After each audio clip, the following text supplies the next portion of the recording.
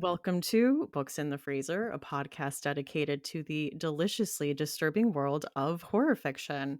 I'm your host, Stephanie, and today I am joined by author Nat Cassidy to talk about daddy issues horror and his latest novel, When the Wolf Comes Home. Thank you for joining us Oh today. my God, it's so good to be back. Yeah. Hello. We're going to talk about some deep and heavy shit. It's going to be great. First of all, would you like to tell our listeners a little bit about When the Wolf Comes Home? I would be honored to. So when the wolf comes home, which comes out on April 22nd, wherever books are sold, plug, is kind of my homage to like action horror thrillers of the 80s. It's a very fast-paced sort of chase story about this uh, struggling actress in LA named Jess, who her life just has not gone the way she wants it to go. Her career is going nowhere. She works at this just abysmal 24-hour diner under a highway somewhere, and she works the graveyard shift, and she's just miserable, and there's no auditions, and the things she has filmed have just gone nowhere. And to make things even worse, she just found out that her estranged father, who she hasn't seen in like 20 years, was just found dead. And so she's just kind of working through this really complicated grief for this man she has no love for and doesn't know how to feel about losing. And she one night has this just horrifically awful shift at the diner and comes home kind of in a daze, not sure what to do next. And she's trying to figure out her next steps. She steps outside and she hears a rustling in her bushes, and she goes to investigate and finds this 5-year-old boy hiding in the bushes of her apartment complex. And he's clearly been on the run from something. And he's clearly terrified and traumatized. And she takes him into her apartment to try and clean him up and find out what's going on. But before she can get his story, the kid's dad shows up, demanding that she give him back. And then quickly chaos erupts, and it becomes insanely violent. And she and the boy wind up on the run from the kid's father, who she quickly realizes can turn into a monstrous killing machine type monster. And he's now hot on their heels, desperate to get them back, while she and the boy run for their lives and try and find safety. Um, and then some complications arise that I will not go into here. But that's the basic premise. That's the springboard. They have to hope that there's not there when the wolf comes home. Mm, I loved this book. Oh, thank you. But I felt like you ripped my heart out and Good, stomped on it. good. So I say I have a lot of questions. First of all, how dare you? Oh, I dare. I dare with glee. Oh my god. I don't even know where to start in this. Like you were saying, yeah, there's this very fast-paced action going on.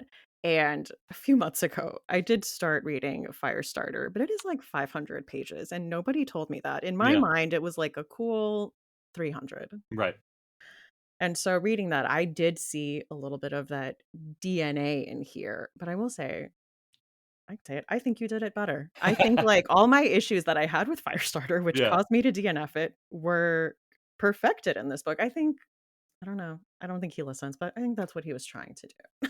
I'll take it, I'll Let's take see. it, thank you. Yeah. Yeah, I mean, it's so funny, you're not alone in that, like, Firestarter is not thought of as one of his larger books, because it's not, No. like, he's got much larger books, but it is, yeah, it's like 150,000 words or something like that. When I picked up that library hold, I said like, "No. You Yeah. gave me the large print edition. That had to be what happened here." No. I'm currently rereading The Dead Zone, which is one of my just all-time favorite books, one of my, like, top 5 favorite King books, and that too, like, you always think back on it as, like, a cool 90-minute thriller, and Yeah. it takes, like, 200 pages for the story to even start.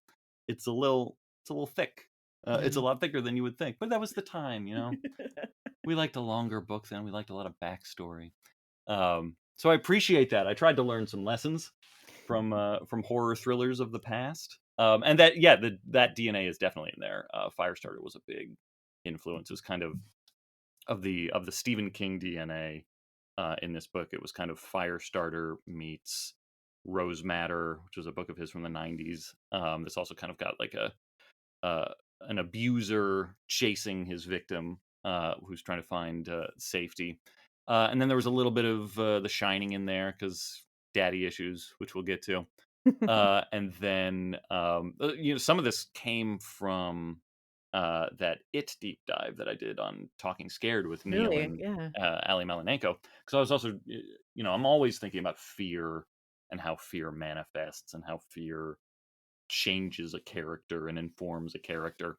And this book is very much about fear as a concept, fear as a yeah. character. So that was also like informing a lot of what I was trying to do, which is a much longer book than this one. But I loved this. Um, Thank you. Another, like I mean, speaking of, like, things we remember back on, I'm like, "Oh, that was" I remember that being a lot shorter than it was. There are a few instances of, like, "That movie's fine. I don't remember that scary part being in Uh-huh. there." Like every movie from our childhood.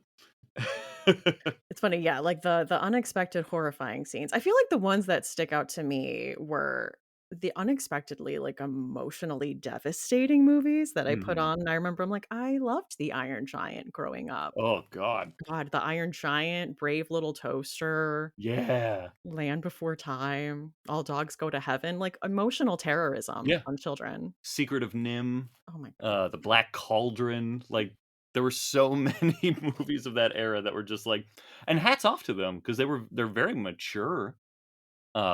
Even like God, even like the Teenage Mutant Ninja Turtles, the first Teenage Mutant Ninja Turtles, like I was watching the Honest trailer for that came out last week, I think, and even they were like, "This movie gets fucking heavy," and it does. Like there's a moment where like Raphael's just like screaming for his dead father figure, and he gets beaten into a coma at one point. Like it's just like things were serious back then. Yeah, We were not pulling punches. Yeah, that was a huge influence on this book as well because I really wanted to um, recapture that feeling. I wanted it to kind of be this the twin perspective on fathers and on fear and on the sort of fearsome father figure as it were too.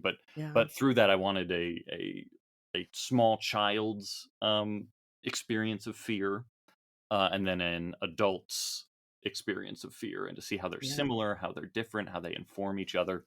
And I was very much that kid growing up, just like watching movies and then, being fully traumatized by some of the absolute nightmare imagery in them. The biggest ones were Pee Wee's Big Adventure. Large Marge nearly nearly erased my mind in terror. I ran screaming out of the room when that happened. And then Superman 3 really messed me up. Superman 3 is terrifying. I have not seen that. It's terrible. It's an objectively terrible movie. It's god awfully bad. And then just out of nowhere in like the last 20 minutes, it's some of the most effective body horror you've ever seen. And then it's just like, okay, credits. Process this, child of the 80s. I dare you. Got this. Out of my batch of cousins on my mom's side, I was the youngest of this, like, generational batch. Hmm. So I had a bunch of older boy cousins who would force me to watch horror movies, and we watched the It miniseries Yeah. when I was, like, 6 years old, and that rewired my brain so much that I think, like, to this day, without thinking, I avoid storm drains, like, I step, like, Yeah. away. It's safe. That's good. It's good. You should do that. Yeah, I watched that, I think I was 8 when that movie aired, Mhm. and I remember, like, walking through the living room because my mom was a huge Stephen King fan, so she was Yeah. watching it, and the, fortune cookie scene was Yes, happening. that's another one. Yeah, I was like, I want nothing to do with it," and then I think I read the book, like, a year later.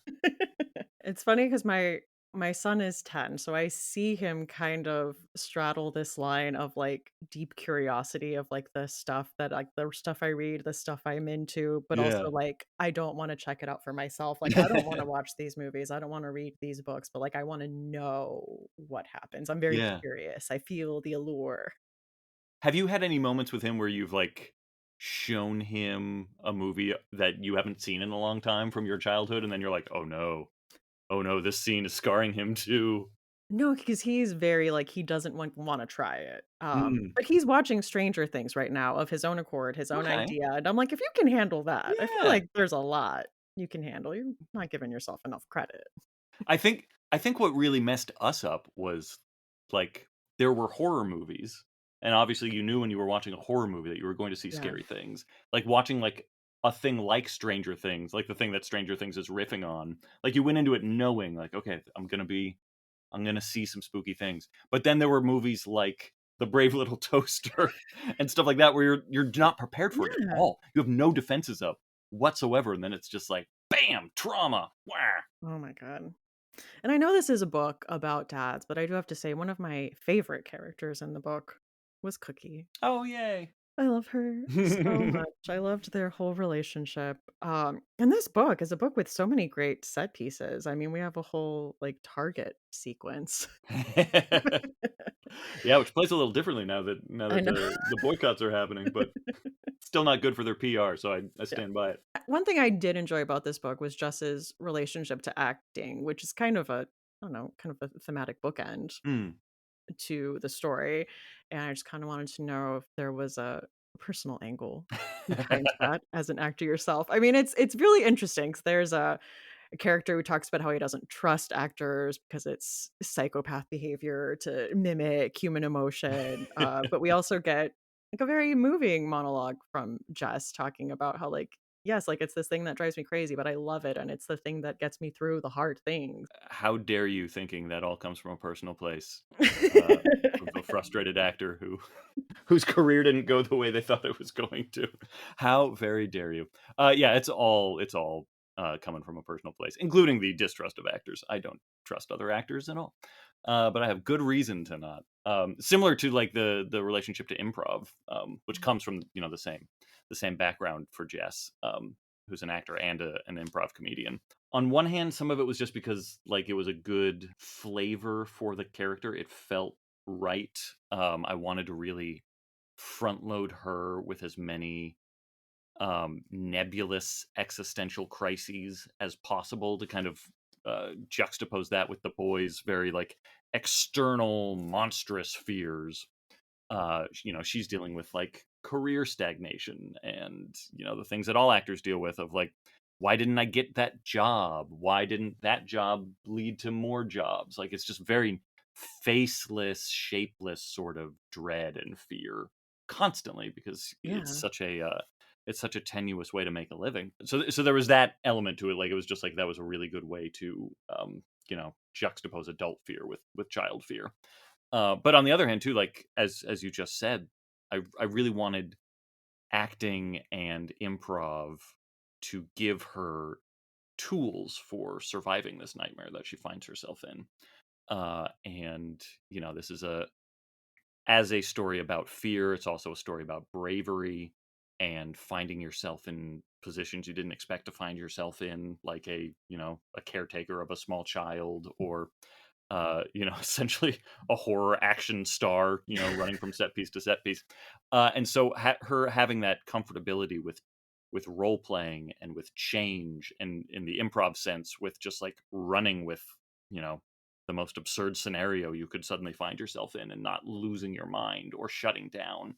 It was really important that she had those skills and she had yeah. that She's yes those anding her way through this. exactly, exactly. And sometimes it's the worst thing. Like sometimes, because again, speaking from experience, most actors are incredibly neurotic and constantly need approval and attention and stuff like that. And that leads her to do some things that make the situation so much worse. It's a double edged sword where it's helping her survive and it's also leading her to do very bad decisions as well. But it's all kind of in the quest of achieving a more mature relationship to fear and anxiety and Yeah, grief and the things that she's kind of processing through the course of uh this road trip through hell. yeah, that it is. I am really enjoying this kind of wave of, I think Emily Hughes called it maximalist Yeah, horror that yeah, we're getting. yeah. When she was talking about that on like the year in review at the end of last year, I was like, Mm. oh yeah, oh yeah. When the wolf Just comes you home wait. is definitely in there. Yeah, it's great. Like I feel like we are coming out, and I really want to hear your thoughts on this as well. Like I feel like we are kind of easing our way out of the horror as metaphor, sort of like subtleties, and now we're just kind of like we're going big. Like, yeah, it's still a metaphor, but also like we're doing the big set pieces. We're just fucking we're bringing the baseball bat this Yeah. time. We are going to town. I mean, Rest Stop was a little on the maximalist side too. Yeah. We've been kind of heading in that direction. And I would argue as slow burn as they could have been. Mary and Nestlings too have their moments of Yeah, just like, you know what, this is the Cronenberg moment. I can't help it. I just love it. we're bringing out the cartoonishly big guns. Yes, exactly, exactly. We've dallied long enough. Okay, I do love the bit that Jess's improv group is called Daddy's Shoes. The Daddy issues, which I think pivots us into the dad of it all. dad of it The all. why are dads Yeah. of it all. So I guess I wanted to ask what about that made that a great vehicle to explore fear in this story? Man, it's a big question and a good question. Um, and I will fumble my way through an attempt at an answer. I look at this book as like the third in an unofficial trilogy in a way. And Nestlings kind of talks about this in the most explicit sense in the afterword. How I went through this period where this year, this 2021, where my mom died, and then my wife was bedridden and dealing with all sorts of health issues, and our children's surrogates died. Both of our pets died in the same weekend, and Yikes. then at the end of that year in December, my dad died. So it's just like this whole compact period where like Yeah, the entire family unit was just like erased. And Mary was kind of my homage to my mom, and Nestlings was my homage to my wife and our pets. And so I knew I wanted to write something about my dad to kind of like close that loop a little bit. It's a complicated prospect because my dad was a very complicated person, as anyone who's read the afterword of Wolf will yeah, know. And we had a complicated relationship, and you know, it wasn't a bad relationship or anything, and he wasn't a bad dad. It was, I think some people have much more negative, but much more simplified relationships with their father figure. Some people do, like, their dad can just be like a source of pain. Like my wife and her dad has like no redeeming qualities whatsoever. So it's still very complicated, but it's, the picture of him is much simpler.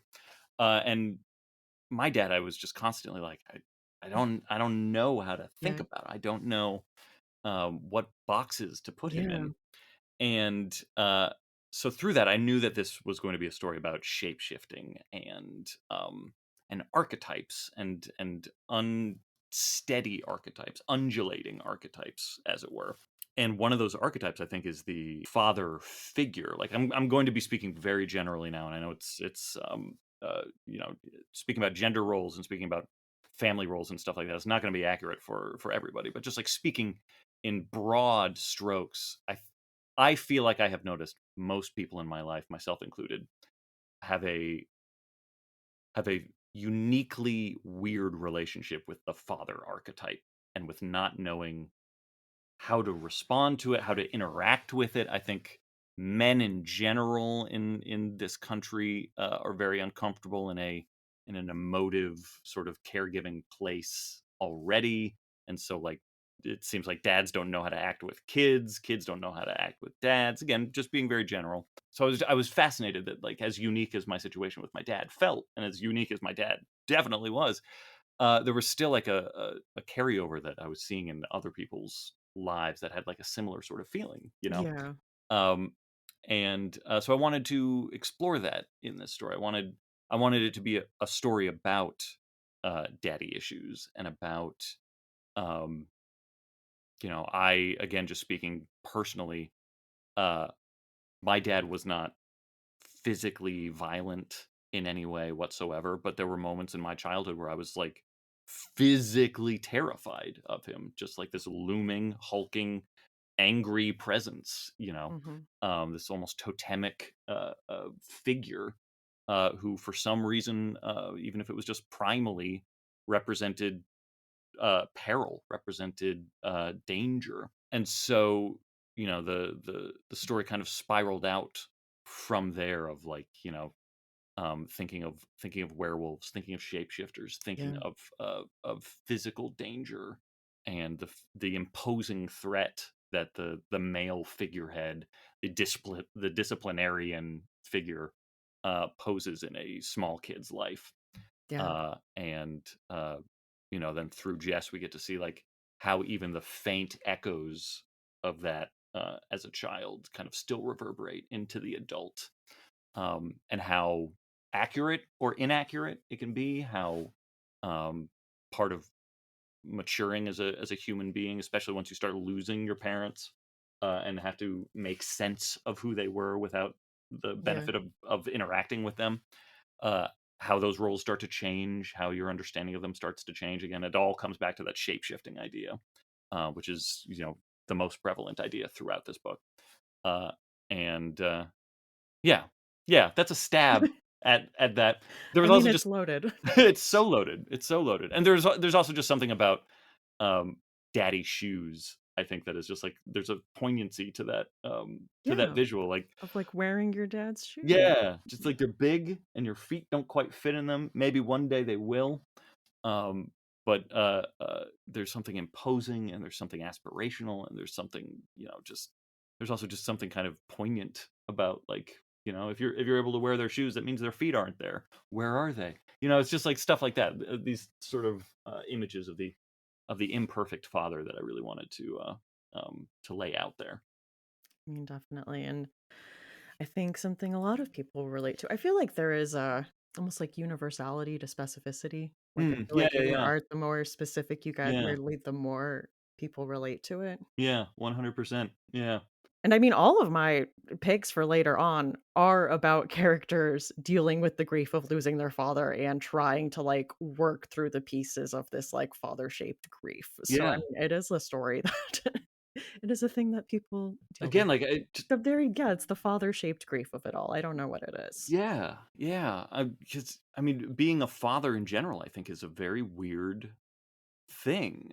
Again, I'm speaking so generally and so archetypally here, but you even like boil it down to just like the biology of it, and like the biological role of a mother is very clear, and has its own horrific elements. It Yeah.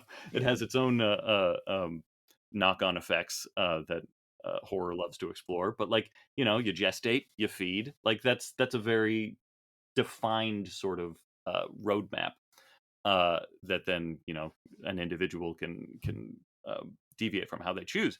But like the father role, like biologically, is done Yeah. after conception, and so anything after that is just kind of like who that person is and what they can do, or what they feel like doing. And I think then that also leads to just like a lot of people not knowing how to be a dad, a lot of people not knowing what their dad was doing, and a lot of people just kind of, then you add to the equation the sort of discomfort that a lot of men have with feelings and nurturing and things like that. And it just makes this very complicated and grief ridden sort of mishmash of things you wish you had done differently, or things you could have done differently, or things that weren't said that should have been said.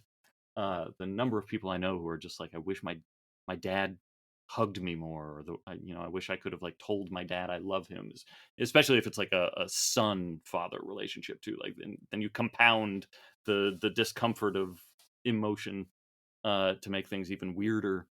Um, yeah, it's a very complicated prospect. Someone was pointing out there is not a lot of, pop culture, like, father-daughter duos often. Firestarter's a rare uh, Firestarter, and then the first father one that came starter. to mind Yeah. was like, "For Brother-Starter." All right, Freud. Yeah, Firestarter's fascinating because it's also clearly about like uh, uh, a cis het dad realizing that his daughter is going to become a sexual being. Like it's just very fraught with like, oh my god, one day she's going to grow up and have a power to destroy the world. Like there's something about her that really needs to be like tamed and put. She's too hot. She's too hot. Like there's panic to Firestarter in a really interesting subtextual way. Interesting, I did not get that far. Yeah. Yeah, and the way like Rainbird is, I mean Rainbird's his own problematic character in that book, but there's a lot of like sexual, romantic, less sexual, more romantic erotic kind of in the eros sense uh, language use to describe Charlie and stuff like that. All of which is to say, like, I think because the father daughter relationship can be so fraught, I Yeah. think there are a lot of stories that are like, I'm not touching that. I'm just not going there. Yeah, because the only one I could think of, I'm like Tony and Meadow, but that wasn't even like a major Yeah. part of the series. I did have a few Patreon questions. Ooh. Share with you. One from Valmai who said, as an actor as well as an author, would you want to see your books on screen? And would you be willing to act in on, and if so, which character? First question, desperately, yes. We're all trying. Everyone on my team is trying as best we can, and some are optioned and are in the whatever stage of development they might be. Like Mary is optioned and has a screenwriter attached that as far as I know is working on a script right now. But Mary's also like the one project where I explicitly did not want to be involved in the adaptation process. Like I have done my part telling my version of that story, and it should not be mine to tell anymore. But things like Nestlings and Rest Stop and Wolf are things that my film and TV reps are very bullish about me, being involved in. So they're being shopped around and things like that, and uh, are yeah, there are things I could say that I don't think I can officially say yet, so I'm not going to. But yeah, short answer is yes, yes, please. If you can make that happen, Patreon, do it. You have my blessing. Would I want to act in them? Sure. I wouldn't turn that down. A job's a job. I need health insurance. And it's funny because when I was a real little kid, when I was like first starting to write, so ever since like I was a really little kid, uh, I was an actor and a writer, and there were very parallel tracks. They did not intersect at all. But around like 10 or 11, little precocious me started like thinking like, I'm just going to start writing books, and when they inevitably get made into movies, I'll just star in the movies. And Big brain stuff. that was my plan. Exactly.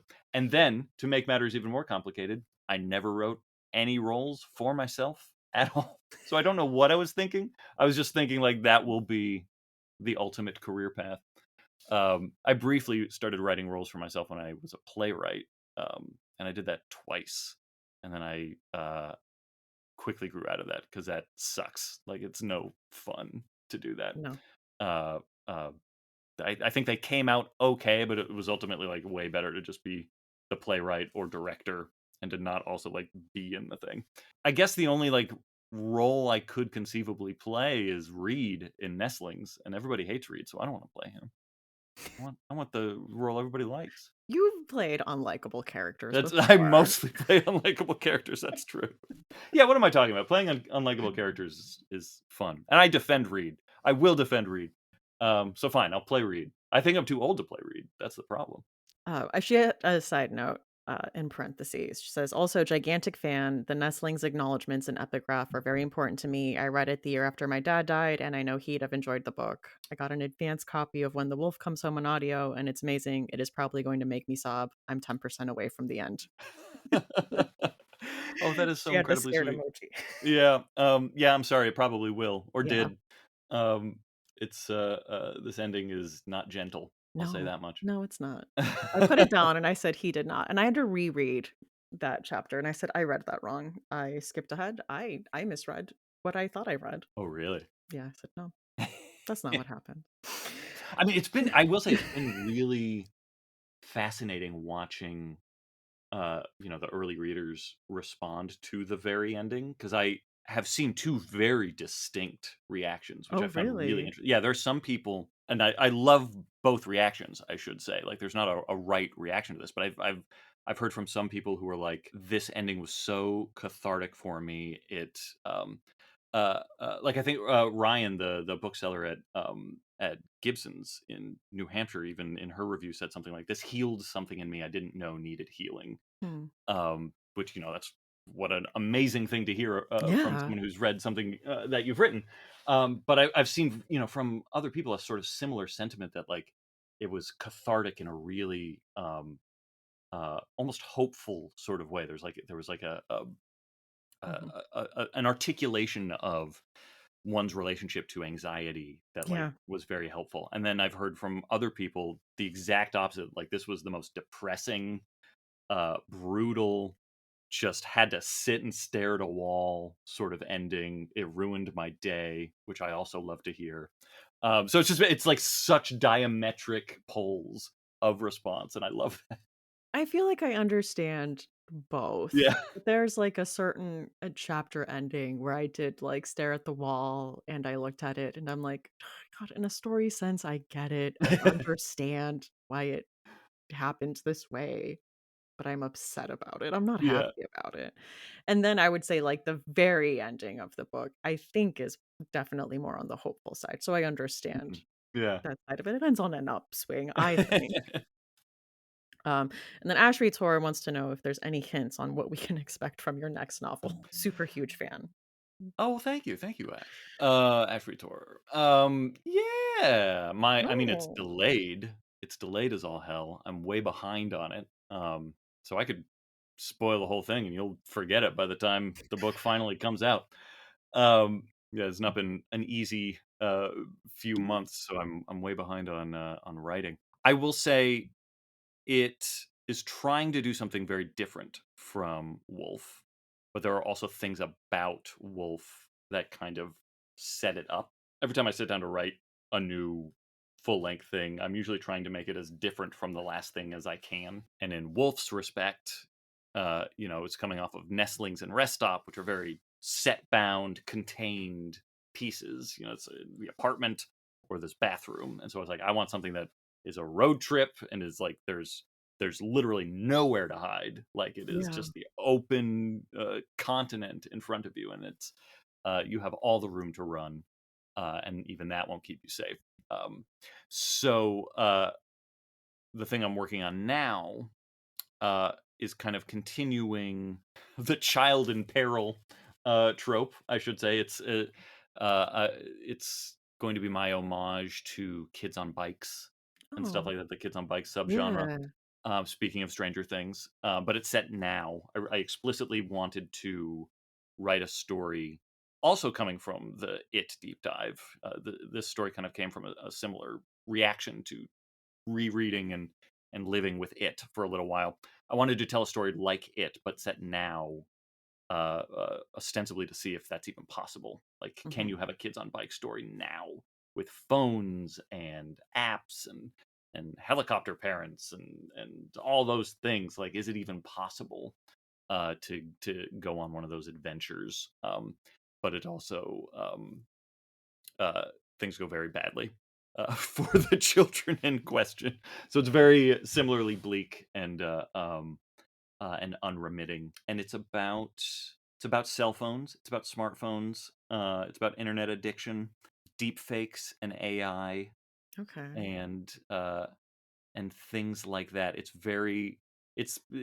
by far the most depressing thing I've ever written. It's very dark. Oh, man. Yeah, it's coming from a very dark place. I think it's coming from a similar place that Clay McLeod Chapman wrote "Wake Up and Open Your Eyes," and Alex Gonzalez wrote "Wrecked." Um, I don't know why I said Gonzalez. Um, it's like suddenly from Wisconsin or something like that. Alex Gonzalez. Yeah, so they're coming from similar places of just kind of examining our relationship with tech and with Yeah. misinformation and things like that. That was really gonna be my first question when you said it was set today. I'm like, "Today, in the age of cell phones, kids on Yeah, bikes." So, yeah. It's interested to see what we explore in this. I might literally reach out to you for. I have a little survey that I cooked up Okay. for friends who have kids who are about the age of my characters, who are 10 years old. Yeah. It's a very old man survey of just like how do you be a kid these days? But like explicitly wanted it to be a bunch of 10-year-olds who are all like on the precipice of getting their first smartphones. Yeah. Okay. And so they're coming out of the kind of last vestiges of childhood innocence before the inundation of the internet really goes full throttle. Because it's hard. Like I've been doing a lot of research and reading a lot of books about uh being a kid at this age or trying to raise a kid at this age, and I mean talk about fucking complicated. My god. Ugh. My gosh, I just volunteered at my son's school for Science Olympiad, where they Hmm. had like different stations, and my station was like paper airplanes.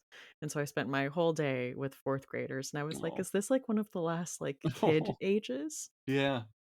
of them just Yeah. like having so much fun making paper airplanes and we're like measuring how far they go and stuff? Tactile I was like, stuff. oh Oh. yeah. Oh, I love it. And they had so much fun. And a very random question. Do you ever think about what you would pick if you were in the Criterion closet? One of my oldest, closest friends, dearest friends, got to do the Criterion Closet, Yeah? and it's one of the most, it's like one of the times where I've Mhm. been the most envious of Oh my someone else. god. Like, I was just consumed with jealousy. If someone I knew was on there, I get it. I Yeah, mean, and he picked good things, but I was just so mad. I was like, "Ugh, I wanna be in the Criterion Closet." God, I have no idea, because like, the thing that I don't I don't know how you overcome as a movie fan is I own a lot of Criterion, and I, like, own the Criterion stuff that I wanted. So yeah. when you're in the closet, the stuff that you would want, you already own. So you have to, like, find the stuff that you don't want enough to buy yet, but still would buy, right? Yeah. It's tricky. Or do you just grab the stuff that you already own while you're on 'Cause it camera? makes you look the best. Right, because it's Right. like, I know Truffaut was a wonderful Oh, I uh, love Seven uh, Samurai. yeah, exactly. Yes. I have all the Kurosawa. I love Kurosawa. All the horror movies, like, I Yeah. would just wanna talk about the horror movies, but, like, Yeah. I bought them all. I don't know what to do. I would have decision Yeah. paralysis. What would your How about you? Have you picked I your think all mine would be so basic. It'd be like, "Here's the virgin suicides. Here is Do the Right Thing, and Yeah. here is Carnival of Souls." I love Carnival of Oh, Souls. yeah. Oh, yeah. These are all good picks, though. Yeah. I'm like, you can't Basic or go not. wrong with them, but they are like, eh. I would maybe if I were on there just as, like, a troll, Yeah. I would be like, Come and See and 120 Days Yep, you gotta do Sodom, that. and just, like, all the most unremittingly bleak, and awful movies. Funny games, Funny just Games. I do love that movie so much. right. Well, should we, speaking of movies, transition to talking about some dad horror movies? 40 minutes in. All of these movies are very, up and delightful family-friendly movies. Oh my god, every single one. Um, I mean, starting off with Frailty, I feel like when I think of dad horror, that is the first one that comes to mind for me. That's an A+ pick. When I saw you put that on the list, I was like, "God, that is, like, quintessential daddy issues horror." Oh my god, daddy issues with like religious psychosis and Mhm. psychological horror, and it's such just great storytelling the whole way through. You as the viewer like don't know what to believe. Yeah. Ah, great performance from So great. Matthew McConaughey, from Bill Paxton. I almost said Pullman. Yep, Almost did. yep. We were talking about this earlier. You will always say the The wrong name. brain refuses. It's like Keith David and David Keith, who are also very different, and yet every time I'm like, "Which one is which again?" I forget. Yeah, it's so good. And he wrote and directed it, right? Yeah, it was his Yeah. Derek I can't say it. Directorial debut, Yeah. and acting in it. And yeah, so through a lens of like a few things, we are kind of hearing Matthew McConaughey talk about being raised by a father who believes he is receiving divine messages to rid the world of demons, and Mm, that they look like innocent people, but that he's received visions that they have, in fact, done awful things. yeah. And it's his holy mission to kill them. And so their dad is essentially a serial killer, Mhm. and he has two sons, and one of them buys into this message and really believes that this is a divine mission, Yeah. and these are in fact demons, and one does not. Yeah, it's really, it's a great portrayal of brothers. The kids are really good, Yeah. and it's so sad, and it's so beautifully shot. Yeah, it's such a weird movie, and, like, I think it's one of those movies that, like, the people who know it love it, and then there are people who just haven't heard of it. Like, there's no, like, in between. No one's, like, Yeah. really just like, "Yeah, Frailty's okay." That is true. It's one of those, like, underseen, like, horror people know about, but Yeah. yeah, like, most Because it people came don't. out, like, during one of those really fallow periods of horror. Like 2001? yeah, Yeah, like, it not was a time where people were looking right. for horror. And when they were, it was either like the sort of like beginning of the sort of J horror like Yeah. remake swing, or like the tail end of the like just the awful like hyperkinetic late 90s, you know, House on Haunted Hill and the Haunting remakes and stuff like that. So like this like really serious indie horror movie, it would do gangbusters now. Like, it almost feels like a Oh, proto A24 I was like, movie. "Oh, this would A24 Yeah, would love this." yeah. It was ahead of its time. And it's like a great depiction of that idea that no siblings are raised by the same parent. Yes. That the Mhm. relationship with a parent is different for each sibling because the way the parent interacts with each sibling is different. That's a real case study with this Oh, movie. yeah. Probably one of the lighter movies I have on here is The Stepfather. Uh-huh. You've seen this, right? Oh, of course, Terry O'Quinn, Oh my the god. perfect father. I love this. I love this as a man who is a serial family annihilator, Mhm. but who is, I think, fascinating to think about. Obsessed with the aesthetics of Reagan era fatherhood, Yeah, yeah, that's a perfect way to put it. but does not actually want to interact with any of the nitty-gritty or any complications or Yeah. anything that impedes on the aesthetics of this. Yeah, he's like the, Patrick Bateman of Wally Cleavers. Uh, he just wants to be perfect family. That's all he cares about. And I watched the Stepfather too, which I can't believe this was a franchise where we Yeah, are following there's a like 3 or character. 4 of them, and, like, then the remakes and stuff like that. It's I did not watch the remake. yeah, I haven't Did you see it okay, no. I was like, can't speak I'm not to that how the invested.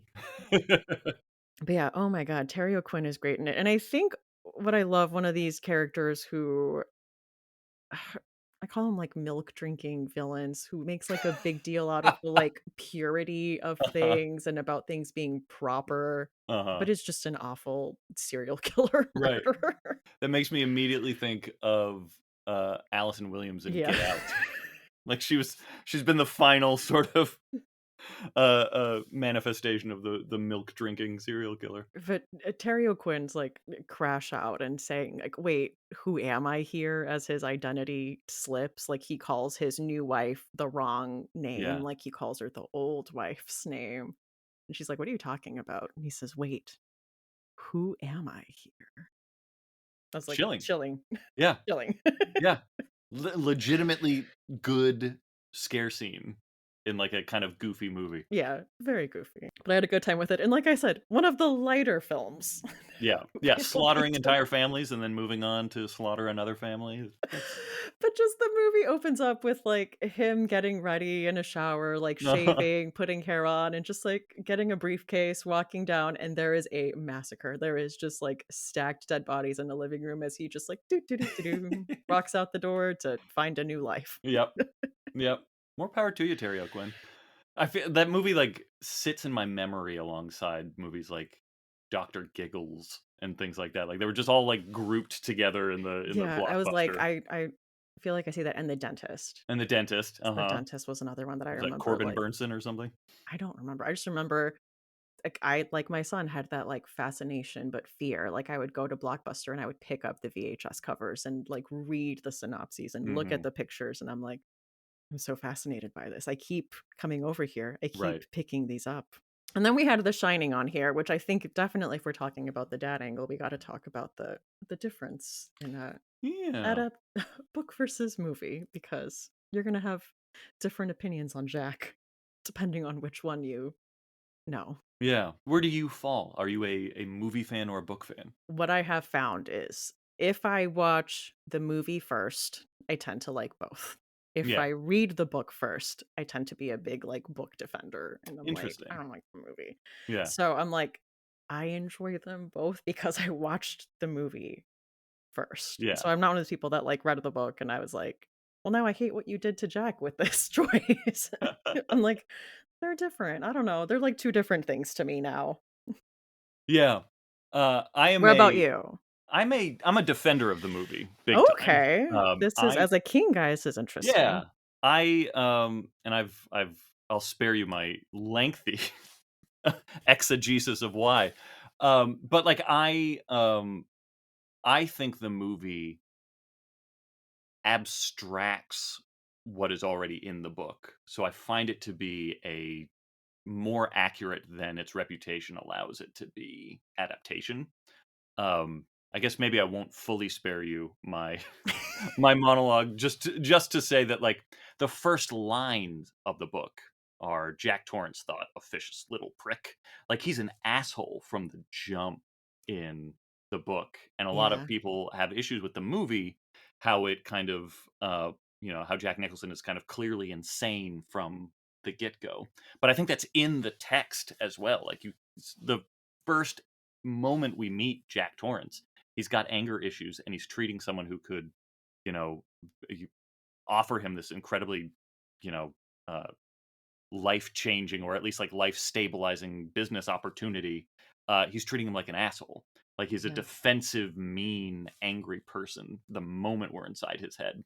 So it Yeah. doesn't seem like a betrayal of that to have him like visibly, because it's a visual adaptation, to have him just visibly be unhinged from the get go. But in the context of daddy issues, I think the book is far superior because we get none of his backstory in the movie. Yeah. His dad, like the passing of trauma down, and then that, brief heartbreaking moment when he's chasing Danny with a mallet at the end in the climax, and he himself, like the human version of himself, comes back and stops himself from killing his son for just a moment to like let him get away, and smashes his face in with the roque mallet. Spoilers for The Shining. You've all had plenty of time to read it. Uh, um, it's the book that the name of this podcast is based off of. So come on, people. But yeah, so like the movie doesn't do any of that. The movie doesn't have like those No. humanizing moments, but it's like so effectively terrifying that like I'm like hats off to you, movie. Yeah, I think you did your assignment. I think so. Um, I did not rewatch Train to Busan, but I think also about movies where we're following kind of a not seemingly good father who Mm, finds redemption through sacrifice. yeah, Man, the first time I watched that, I was a mess. I was in tears. it's brilliant. And you know Yeah. what I find so fascinating about that movie? I saw like an early screening of it. Like it had Okay. like just like hit the like festival circuit, and it happened to be playing at a theater in New York, and I had to go see it because I'm a massive South Korean fan, and South Korean horror. And I started off so annoyed with it because it is, and I think you're picking it is perfect because it starts off almost as like a cliche. It's this like this trope. Busy Yeah, businessman. exactly. We've seen it so many times before of like, oh, the dad is too busy with work to deal with his child, and now the whole movie's gonna be him learning how to be a father and like blah blah blah. It's so cliched, it's so hackneyed. But I think one of the fascinating things about this movie is that it beat for beat is very predictable.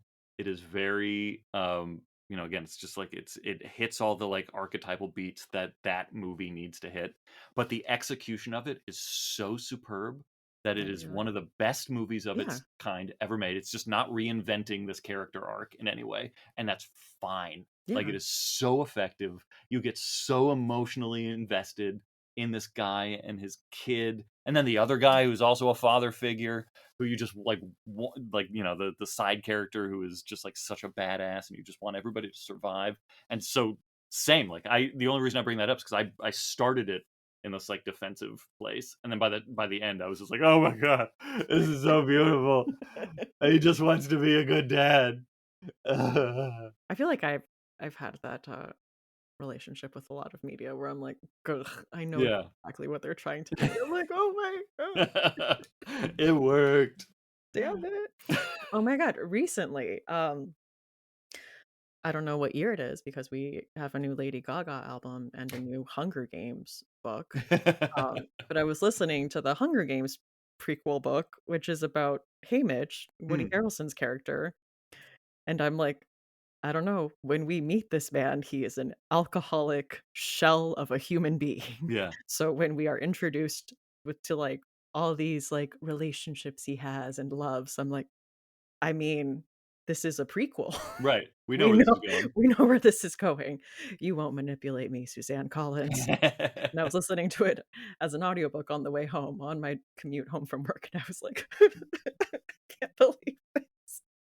Yeah, it's so uniquely satisfying when a story can pull that off. We were off mic talking about, Firewalk with Me, Yeah. which, oh my god, should also be on this list because that's all about Oh my daddy issues. god, how did Yeah, that escape my Jesus. But, like, you know exactly where that movie is going to end because it's the prequel to the show, which Yeah. starts with the dead body.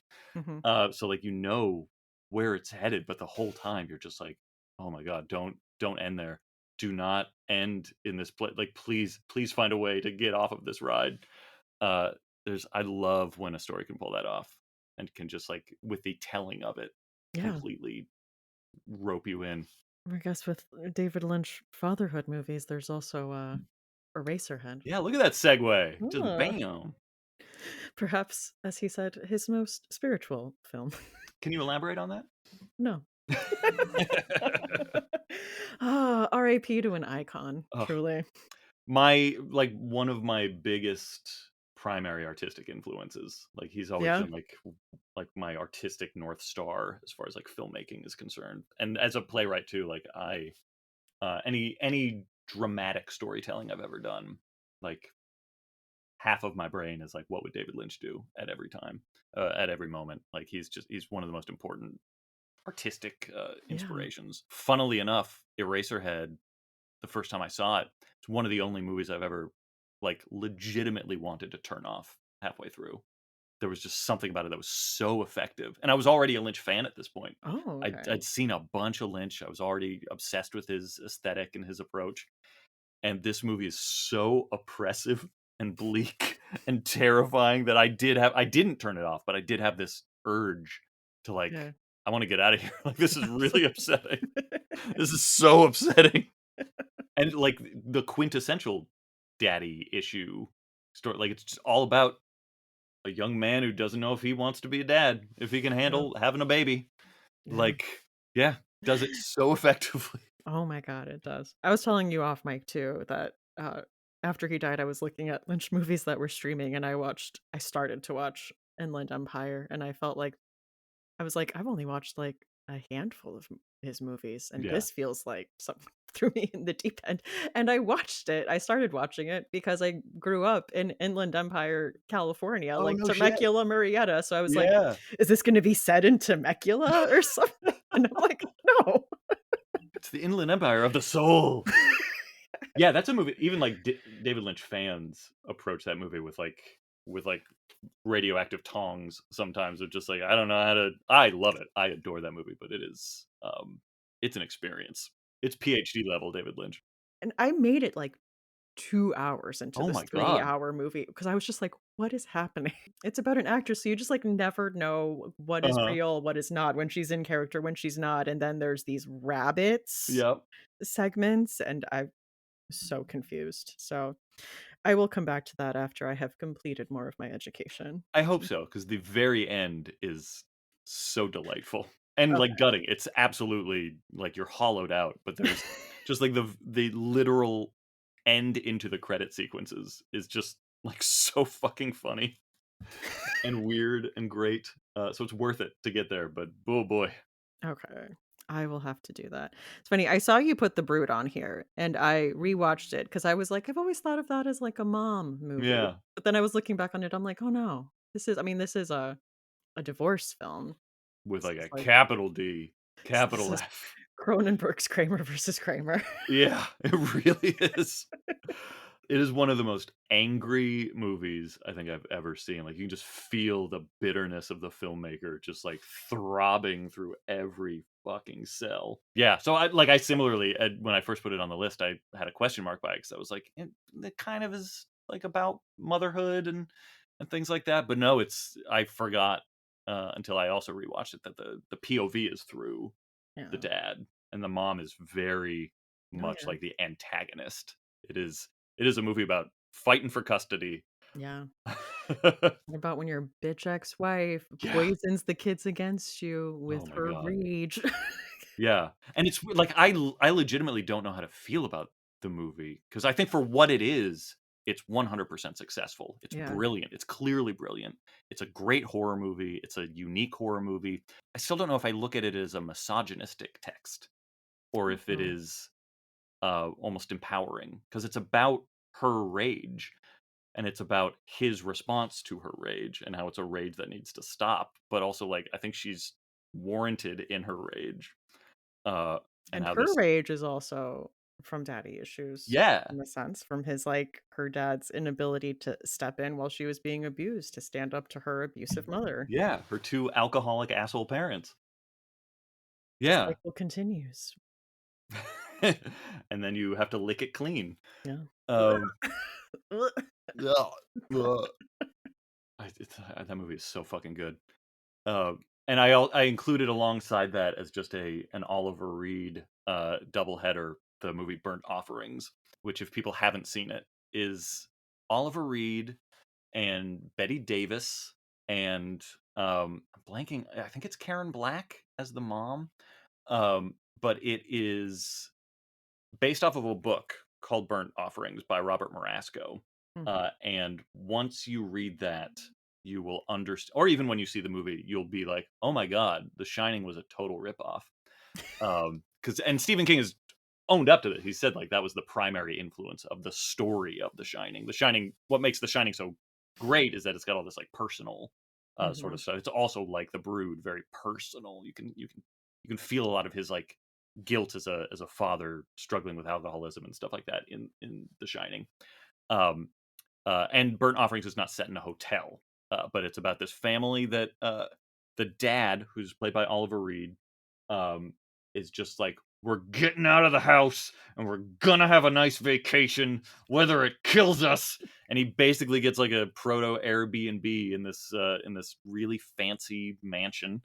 They live in New York. They live in a shitty apartment in New York. It's a really hot summer, but they go upstate and they find this dilapidated mansion that they get a killer deal on, and they're just gonna spend the summer there, and it's gonna be great.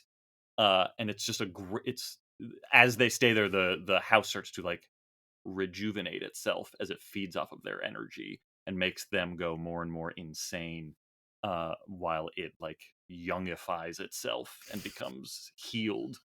And then there's something sinister living in the attic, and it's great. It's so pulpy and so 70s.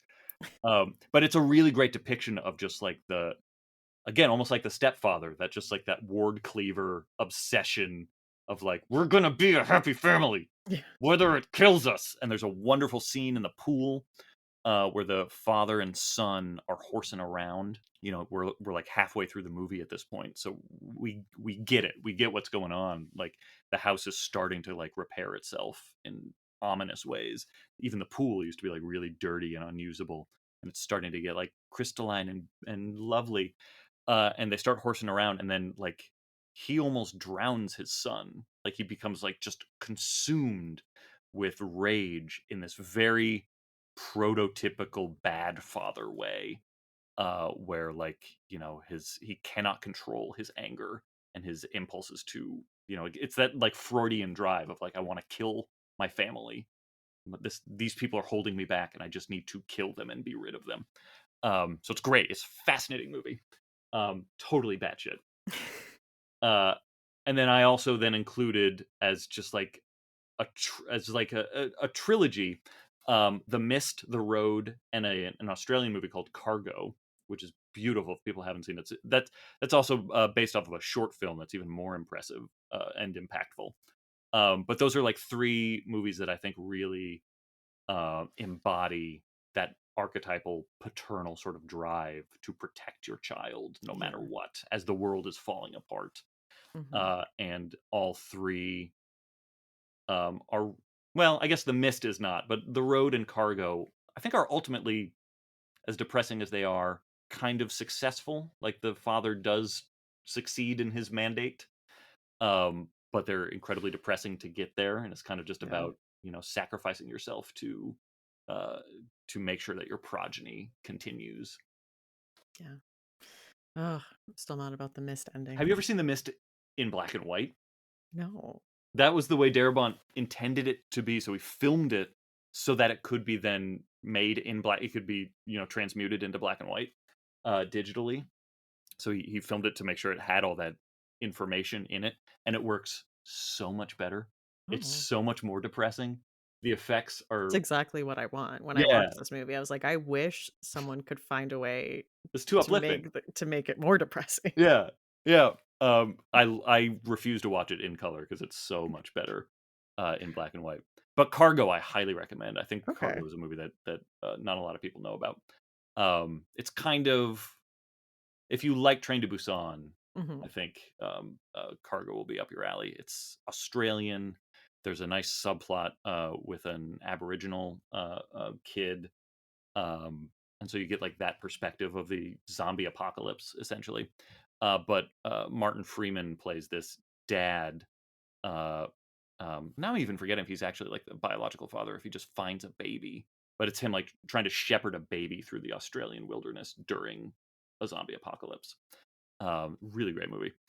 Um, and then on the flip side, I threw in two movies that are about the absolute failure to protect your kid, which I guess The Mhm. Mist could fall It's under. either Yeah, or. it's kind of straddling the line. It depends on when you press play.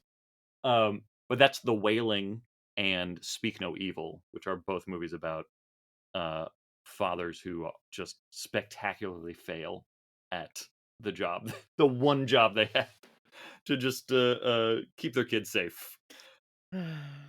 Oh my god.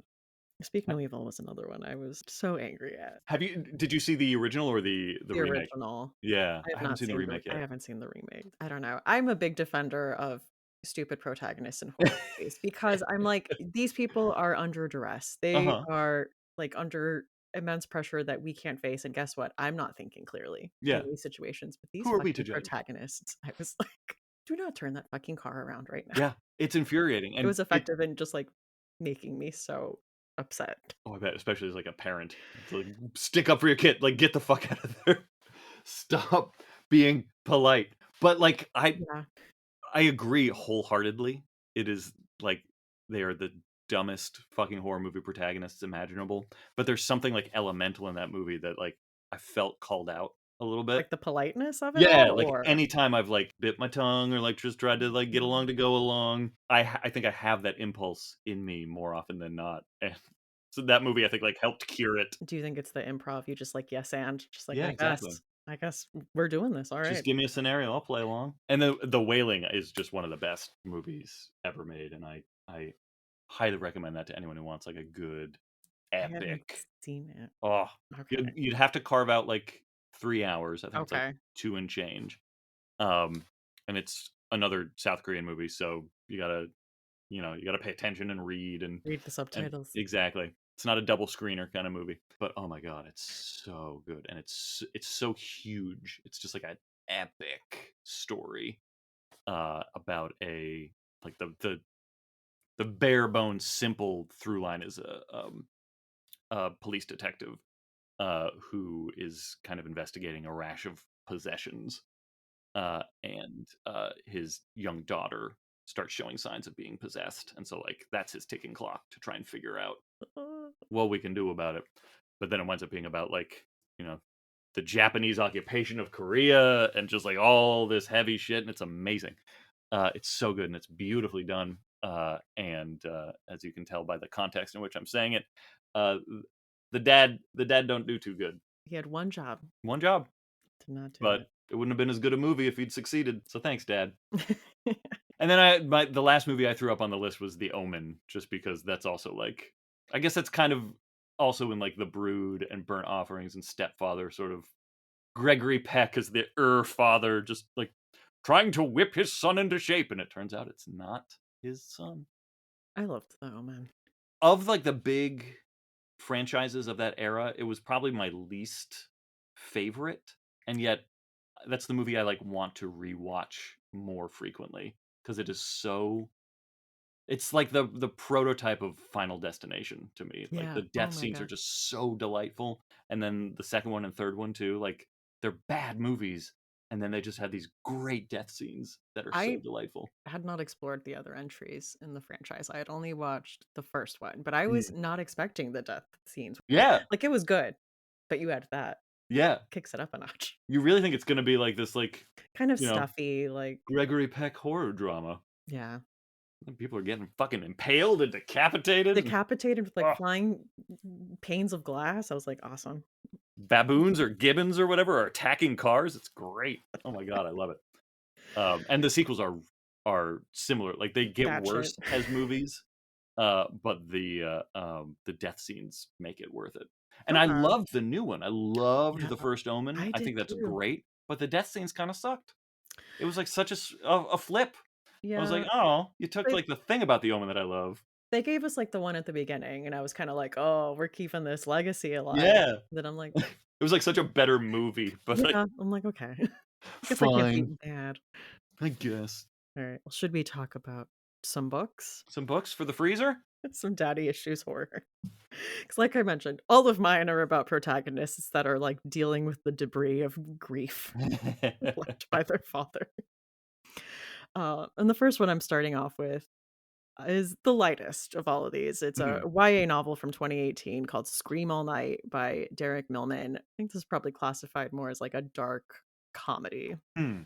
But we are following Dario Hayward, who is the son of an acclaimed B horror movie director and owner of Moldavia Studios. And it's a castle where he filmed all his movies and where he lived. And essentially, like the cast and crew just lives there year round. Like, everyone just lives at this place and they just churn out these horror movies. Huh.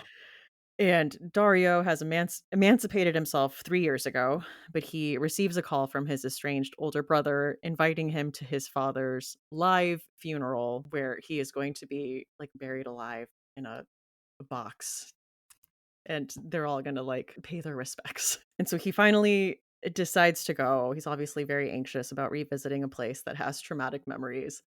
I will say one of the biggest, most unexpected comedic bits is during this live funeral where this kind of kooky director has this oxygen tank in the in the box with him, and he takes a call and lights up a cigarette while he's taking the call, and the box explodes. Oh my And god, it that's is just played off delightful. as like, that makes sense for him. That was exactly how we thought, like, he would go. That honestly on brand. So Dario has a lot of trauma in these studios, mostly relating to acting in one of his father's films, Zombie Children of the Harvest Son, where he was the main zombie child and the conditions that his dad was directing him under and just kind of like needing more, needing more, needing him to be colder, kind of just like pushing him to like the most physical extreme to give him a good performance. And it just broke him. And he's going to this castle and kind of dealing with all this trauma, all these memories coming back. And then they read the will, and it says that Dario, not his older brother, is set to inherit the castle and that the studio is in debt. So if he can work with his brother and make a movie, make enough money from the project, then the castle is his. Or there's a buyer lined up that will take on the studio, but it essentially means everyone that lives there who's made their like entire identity and living there would lose their job. Much like Daddy's shoes, he is like being placed into his father's shoes and has to like Yeah. make a decision that will impact all of these people's livelihoods. And so he decides to try to work with his brother and make this film and like kind of work through the grief and trauma of his father while like doing what his father loved and kind of moving forward with his legacy. This sounds great. This I have not heard of this book. I gotta check this out. I don't wanna say, like, surprisingly poignant, because that makes it sound like I'm saying young adult novels can't Yeah. be poignant. You can't say important things for things meant for a young audience, but, I picked it up for, like, the fun premise, like, "Oh, he's gotta go back to, like, this quirky B horror movie studio," Yeah. and, of course, if you're, like, a horror fan, you'll see all the nods here and there. I mean, his name's Dario, Right. like, there's stuff like that sprinkled throughout, but it's surprisingly dealing with a lot. It sounds it. I'm on board. I'm gonna read this book. Is it how freezer worthy is it? Is it scary? I would say it's very room temperature. Like I said, Mm, it's more on, like, the dark comedy side. Like, the yeah. more serious stuff is the him having the traumatic memories of the experience and just more of the trauma of that, Hmm. kind of like the PTSD of it, of I'm on dealing with board. the grief. That is Scream All Night by Derek Milman. I'm narrowing my list down as we talk, 'cause I included too many. But I think the first one I wanna go with, um, is The Book of Accidents by Chuck Wendig, which is about, Nate and Maddie, a married couple, and they move back, to Nate's childhood home, after his abusive alcoholic father dies. There's a lot of bad memories, to this place. A lot his dad was awful, and Nate doesn't want to talk about it or deal with a lot of the memories therein. And they have a son, Oliver, who is something of an empath to like a paranormal extent. Like you can almost like see people's emotions. Um, and I'm gonna not attempt to synopsize it much from there because I think one of the delights of this book. I mean, this is a Chuck Wendig book, so it's like 650 pages or something like that. It's a big book, uh, but it is also even for a Chuck Wendig book. Um, it is so like what is eclectic. It is so there are, so Nate, Maddie, and Oliver kind of have their three tracks that kind of interact with each other. But then there's also a serial killer in the woods. There's like a demonic force. There's ghosts. There's like time travel of a sort. There's like doppelgangers of a sort. There's Maddie is a sculptor and she's making owls and like they start like coming alive. Like it's just like so many things start happening. And that makes it sound like it's a mess. It's not. It actually really, really works as an experience because it's about the sort of ripple effect of trauma and abuse, and how then that causes these cycles to continue because it almost never ends. These ripples outward never end. Um, at one point Oliver meets this kid named Jake, who's also very mysterious and maybe not what he seems, but he was abused by his father, and he takes out his aggression on others, and Nate is dealing with his own legacy of abuse and trying to not pass that on to his son. It's a really complicated novel, and yet in Chuck's way, um, he dramatizes it so clearly moment by moment that even afterwards you're like, oh my god, did all of those things happen in this book? Am I remembering a single book where all of these things happened? But through when you're on the ride, it all makes sense as it's happening and stuff like that. It's this book and a book I know you are going to talk about next are like two of my very favorite daddy issue books, and they both get shouts out in the acknowledgement page of When the Wolf Comes Home. So that's the Book of Accidents by Chuck Wendig. Oh, I really liked this one. It's so weird, right? It's Yes, such a it's so fun read. okay, well, going to the other big daddy issues horror book, I'm assuming you're talking about Whale Fall I am by indeed. Daniel Kraus. Oh The my god, famous whale fall. this book. But this is about, Jay, who is grappling with his father's recent death, and his father was this kind of big, larger than life figure in the diving community. I think it's a plot that works because Jay is 18 years old. It's just the type of thinking, the single-mindedness of it, Mhm. the, like, way it makes sense. I'm like, "Yeah, your frontal lobe is not developed." And this was another one too where, it takes place in 2022, like, modern day, but, there are recollections of when Jay is 12 in 2016, and I remember that just being that, like, math. I was like, "No, Yeah. what is this?" I was like, someone who was 12 in 2016 is 18 Yeah, now?" that's I not don't know right. why. I don't know why those numbers, like, did not make sense to me at the time. I was like, Yeah. I can't deal with this." But his father, Mitt, was diagnosed with terminal cancer, and he chose to die by suicide. He filled his pockets with divers' weights and just kind of, like, gave himself to the ocean.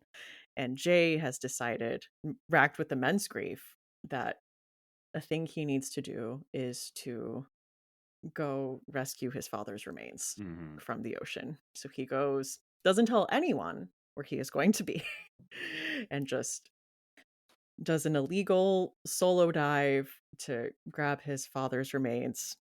But of course, things happen. Of course, through a series of events, he ends up swallowed by a sperm whale. It is just a story that is so tense because from that point on, the rest of the chapters are the amount of oxygen that Jay has left in his tank.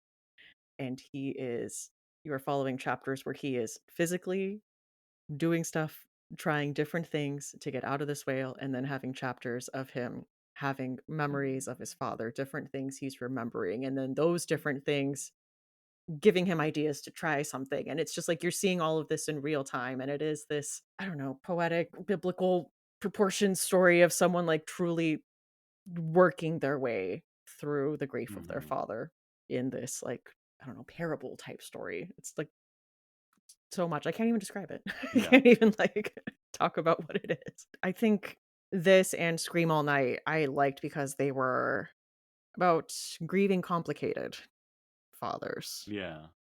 like very complicated father shaped grief that is left that you have to deal with. Yeah, that's a great way to put it, and there is something very biblical Yeah. about it, like, obviously, like, The Jonah of the it all. Jonah of it all, but, like, even the father-son, the relationship between, like, the mortal and the divine, the father figure, this, like, this great mythical figure that he's trying to, literally find the bones of, find the humanity of, like, there's something very biblical feeling about that, and it's Whalefall is just one of those books that is so good it infuriates me because it's like not only is it a perfect um, execution of one thing after another going wrong, like just stakes raising again and again and again and again, just perfect example of that. Just when you think it can't get any worse, it gets worse and worse, and there's no fucking way a person could survive this, but he keeps trying to survive it and all that. But it's also I've read a bunch of things Daniel's written, and I think he's a phenomenal writer. But like the quality of the prose in this is like a whole new level of anything I've seen him written. I haven't read Angel Down yet. I'm really excited to read it. Yeah. But like the God, is it just exquisitely? There are moments where it's like a fucking tone poem. It's so beautiful. Like it really, if had he just written this like James Patterson might write a thing, and it's just like these are the action sentences, it would still be an incredible thriller. But he managed to elevate this on so many levels. So yeah, it was the daddy issues of it all that I was not expecting, and this Yeah. beautiful depiction of grief and anger. Like he's so Yeah. angry. But in a Yeah. way that Oh makes sense. And you're like, I get why you would be yeah. angry. Yeah. And as you perfectly pointed out too, like he's such a dumb kid.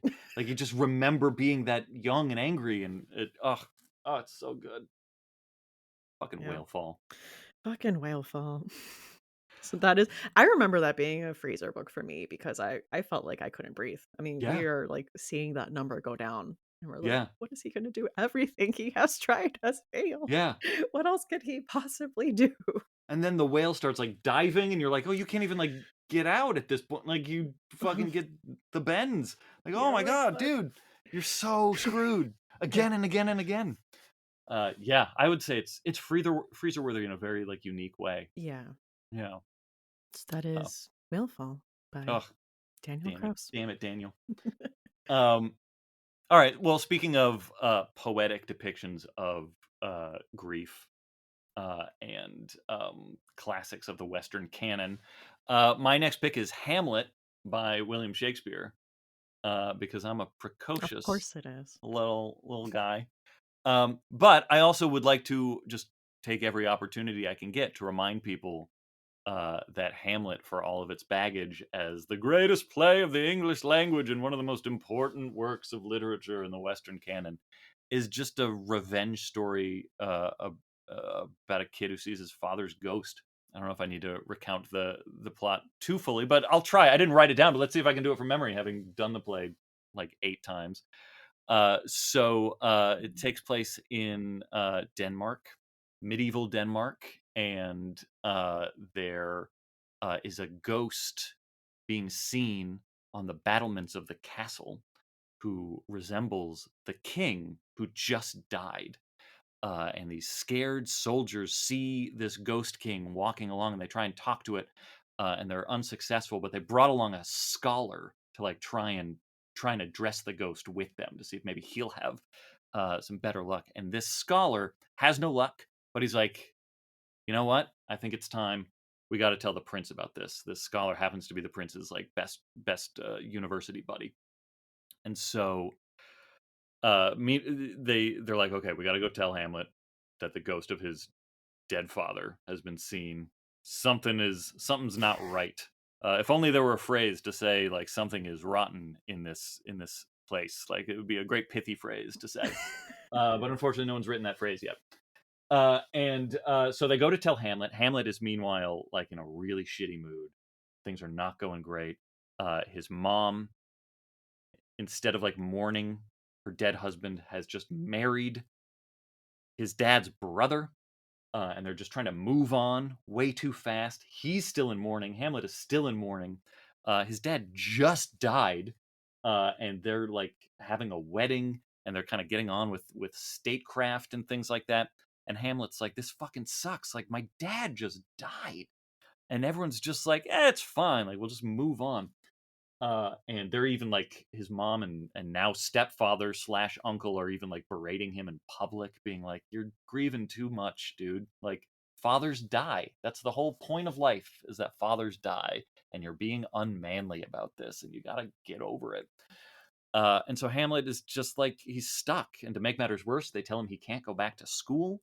They need to stay here with this new messed up family that he doesn't want to be around. He just wants to like go away and forget all this, but he can't. And so when Horatio, his good buddy, shows up and he's like, "Dude, this ghost is walking around and we think it's your dad." Hamlet's like, "Fuck yeah, great, a distraction. I'm gonna go see it. Something is up. I had a feeling something was up." And so they wait until like midnight, and they go and they wait on the battlements, and the ghost shows up again. And Hamlet's like, "Oh my God, speak to me. What's going on? What's going on?" And unfortunately for him, the ghost speaks to him and says, "Your uncle, my brother, your stepfather actually murdered me, and now you need to kill him to revenge me." And not only is Hamlet not prepared to receive that assignment, uh, he's talking about killing a king, which is infinitely more complicated than just like killing your stepfather. So Hamlet's like, "Holy shit, that's bad news. I need to figure out how to do this. I don't even know if that was actually my dad. That could have been the devil." So Hamlet concocts this whole plan to act crazy and to see if he can suss out if this really happened by throwing people off their balance and just being like a lunatic. And also, it's very helpful for him because now he's feeling like he's going crazy anyway. And through the course of the play, then he starts trying to figure out how he can like elicit a confession from his stepfather by acting crazy to see if this is really what happened, and then he can figure out if he can truly be his father's son and fulfill his filial obligation to murder the man who killed his father, knowing that it might even ultimately cause his death. And that's just like into act 2. Then we have scenes where like he gets captured by pirates and is like stabbing people through curtains and stuff like that. And other people have daddy issues too. Laertes has severe daddy issues with his father, who then gets murdered. And now he has to avenge his father, and so it's a story all about sons trying to fulfill the things their fathers expect of them. And one of the things I treasure most about the play, besides it just being funny and heartbreaking and some of the most beautiful poetry in the English language, um, is that Shakespeare himself had just 2, 3 years prior to writing this buried his own son. Hamnet was his name, who died at like 11.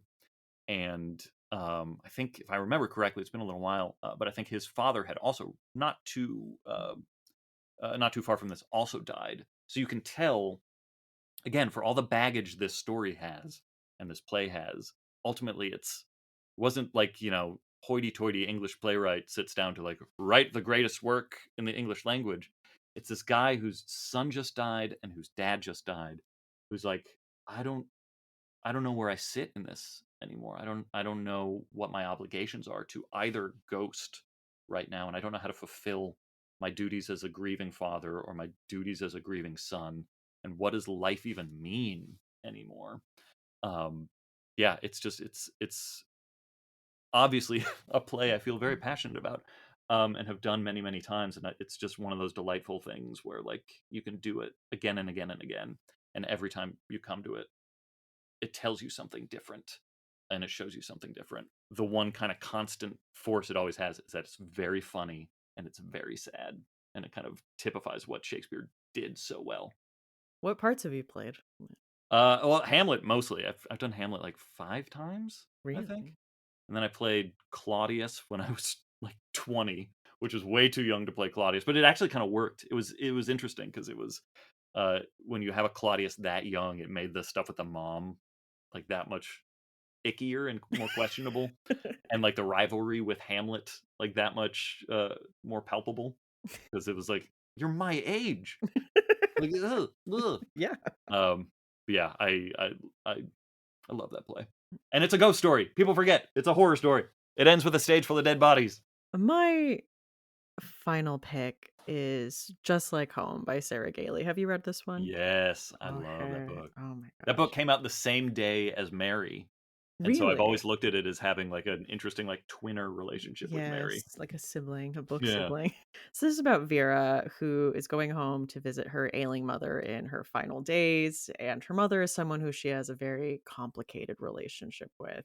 Her mother was very abusive, and they just had a fraught relationship.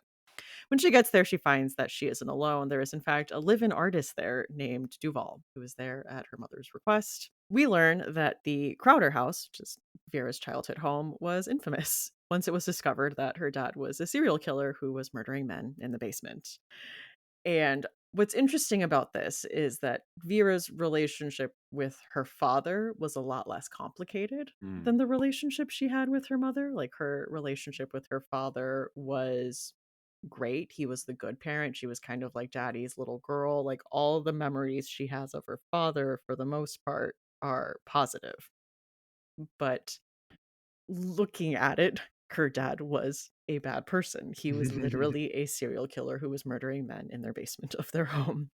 So it's just a very fascinating dynamic. That's horror on its own. But the real horror of it is, like, she comes into the house and she keeps seeing notes for her in her dad's handwriting, and she keeps hearing noises. There's like fluids coming through the floorboards. Like, it is a great like coming home story, like visiting your childhood home, but also Mhm. like the best parts of a haunted house story, but also weird parental relationships of it all. And then I also found interesting like her interacting with the townspeople. Like, I mean, what do they think of her? Of course, she's Yeah. like the daughter of a serial killer. And as you read, like, there is more. Like, I'm not giving a lot. I sound like I'm giving a lot away. There is more Mhm. to the story that I am even letting on. And it was one of my favorite reads of the year that I read it, which I guess was a great year if that was the year that Mary came out. Wow. What a stacked year. The same day, July 19th, 2022. Wow. Yeah. And was Whalefall 2023? That was 2023. Okay. Yeah. But yeah, like, I remember this being a freezer book for me too. The sequences of the haunted house, Yeah. the supernatural sequences. I listened to it on audio and I remember being extremely unnerved Yeah. by the things that were being described to me. It's a very effective haunted house story on top of being all these other things. Yeah. And I found it so interesting not to make it about myself. No, go Um, for it. uh, but because again, like I just have never had the chance to like talk about this before, so I'm jumping on the opportunity. That because they came out on the same day, like I was really intrigued by how Mary and Just Like Home are both stories about a woman going back Mhm. to where they were raised, and staying in a clearly like wrong house. Like there's something in this house where things are going on, and it winds up being involved. It winds up involving a serial killer from the past, and the ramifications of that. But what I found so interesting was that Just Like Home is basically about like the corruption of the love that men have for women, and Mary is kind of about the a transcendence of the hate that men have for women. It was just like an interesting like flip side of Yeah, the same coin, that they have like similar ingredients going on, and then they go off in like the the direct opposite yeah. ways, which It I is always thought fascinating. was interesting. That Um, is. yeah, and Sarah Gailey's just like such a great writer, so the way they depict like all the things Yeah, that are happening are so effective and immersive. yeah. I mean, I love that book. their dedication page, I believe, is to anyone who has ever loved a monster. Like, Yeah. so of that is Just Like Home by Sarah Gailey. That's a good segue to, my last pick, which is gonna be a twofer, Okay. 'cause, this is gonna be kind of related to The Brood in a way. Hmm. I picked Interview with the Vampire and The Vampire Lestat by Anne Rice, which are basically 2. I'm gonna just boiling it down very, very basically. This is almost inaccurate, but for these purposes, they're about the alternating perspectives of a difficult couple of vampires who. I didn't write down any synopsis because I was just going to wing this, but I'm paying the price for it now. Interview is all about Louis, who was made in a vampire in what the 19th century in Louisiana, and he was made a vampire by Lestat, and Lestat kind of becomes like a paramour, slash father figure for Louis, and it's this very erotically charged but uncomfortable relationship because Lestat is very animalistic in his appetites, and Louis doesn't want to hurt others to be a vampire. He doesn't want to kill people to be a vampire, and so it's a very uneasy alliance. But they also clearly need each other and have actual affection for each other, and to kind of make it easier to be a an immortal, and to rid himself of some of the guilt that he's carrying, Louis convinces Lestat to turn a child into a vampire as well, which is Claudia. And so Mhm. they're a little family unit, and they form an interesting uh, uh, embodiment of the mother and father figure, because Louis is very nurturing, and is trying to like be a good role model, and Lestat is a lot more distant and disciplinarian and mean and angry. And eventually, Louis and Claudia are like, we gotta kill Lestat. We gotta kill the father. It's very Freudian, Yeah. and they kind of do it for all intents and purposes. They think they do it, and then they wind up on the run and paying the price for their edible transgressions. What is then fun after interview kind of culminates in tragedy, with how they pay the price for their transgressions. Lestat is obviously not dead because he's a very famous franchise figure, but he then narrates the next book essentially. Interview is all from Louis' perspective, and the Vampire Lestat, the sequel, is all from his perspective, and we get to find out what a fucking whiny, needy narcissist Louis is, and how he's just a pain in the ass and an idiot. And so you get a really interesting depiction of Yeah. two ostensible fathers trying to raise this child, and a sort of the twin paths that one can take as a father. Either as like the more nurturing kind of well-meaning one, or the sort of distant, mean, angry one. Um, there are plenty of other paths one can take, but again, we're talking archetype.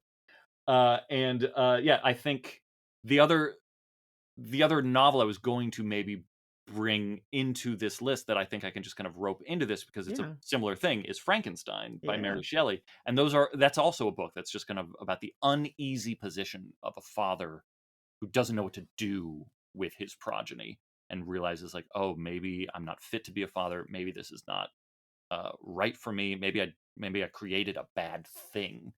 And how it's never just as simple as like undoing what you've done. You can't unbe a father. All you can do is kind of like make horrible mistakes that then have horrible ramifications because life only moves forward.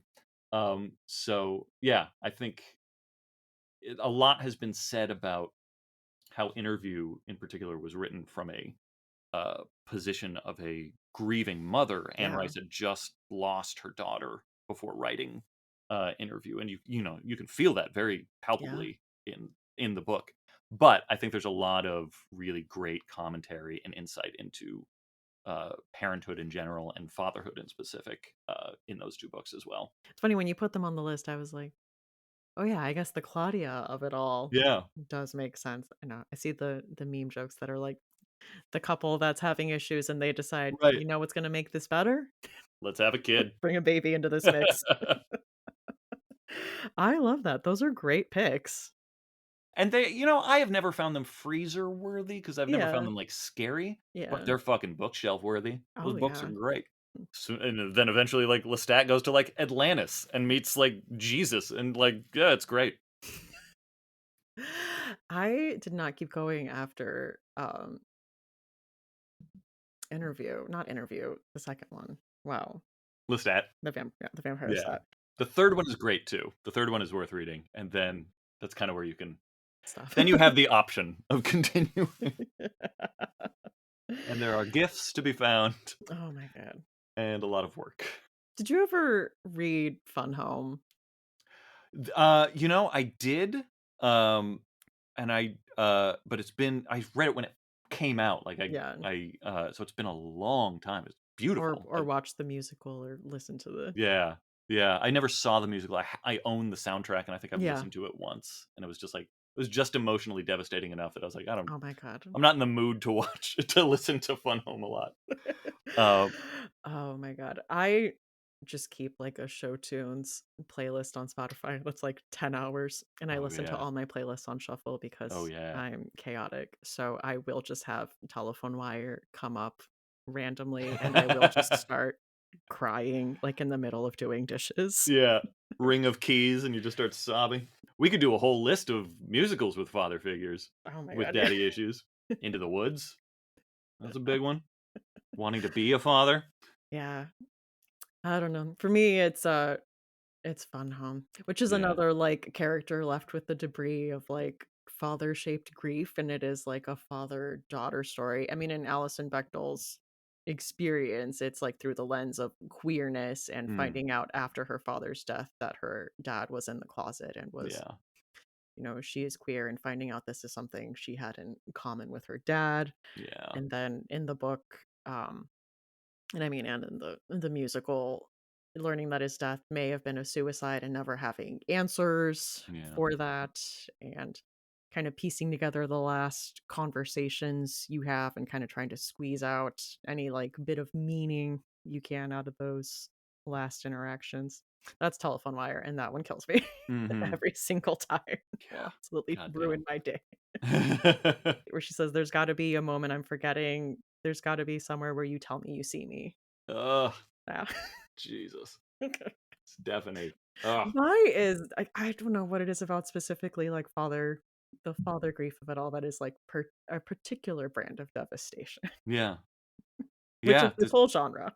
the whole genre, Why is it so devastating? if I could make a stab at boiling it all down, it feels like it all comes down to, like, things left unsaid. Yeah. Like, there's that feeling of, like, we didn't finish this relationship.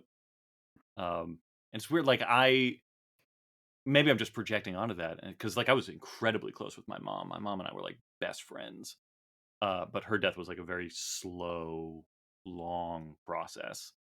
Um, and, I have all sorts of, like, regrets and things I wish I could have done and stuff like that, but, like, there's not quite that, like, cosmic lack of closure that I feel like I have with my dad, of just this feeling of like I still don't know you. Like I feel Yeah. like I knew my mom, Yeah. but my dad is still like this mysterious figure, and it seems like that is very common Yeah. to feel that way. Well, one tradition we have on this podcast is to ask our guests for a chilling obsession or something they have been enjoying in horror lately. I wouldn't say enjoying, but Okay. my answer for this is related to the book that I'm writing right now. Is I've just been obsessed, chillingly, with how cell phones are destroying us all. Oh my So like god. that's where I am right now. And I just read this book that I almost don't even know if I want to recommend to people because it is so depressing. But it's also like it in its defense, it has a lot of like action items and a lot of like forward thinking analysis of what we can do to ameliorate the situation. But it's called The Anxious Generation. That came out last year. This nonfiction book, just like with data and analysis of what the smartphone era is doing to children, and it is just so chilling. And I'm obsessed with it because I also am like I have my own cell phone addiction that is Yeah. very hard for me to fight. And like my down like all so I already had this addiction. I was already like kind of an internet addict, and I have all sorts of filters and all sorts of things that I'm trying to do to mitigate as best as I can because it really fucks up my writing days if I like check one thing and suddenly I'm screwed because I just like fall down rabbit holes, and the next thing you know, it's been the whole day. Um, and my cell phone is a big part of that. And so I am trying to like find ways to detox and to de addictify myself. But then like for the past 5 or 6 months, my wife has been going through really difficult health things, and we've spent months in the hospital and stuff like that. And when she even throughout this whole interview, like I have to keep like checking my phone just to make sure she doesn't need anything. And so it's just like been this really uneasy relationship with this technology that has made certain things so much easier and other things so much harder, where it like gets to the point where like at the moment I can't even think about not having my phone on me because like Yeah. what if she needs something, or like what if like Yeah. we need to get in touch with her doctors, and the only way to do that is through this portal, which is through an app.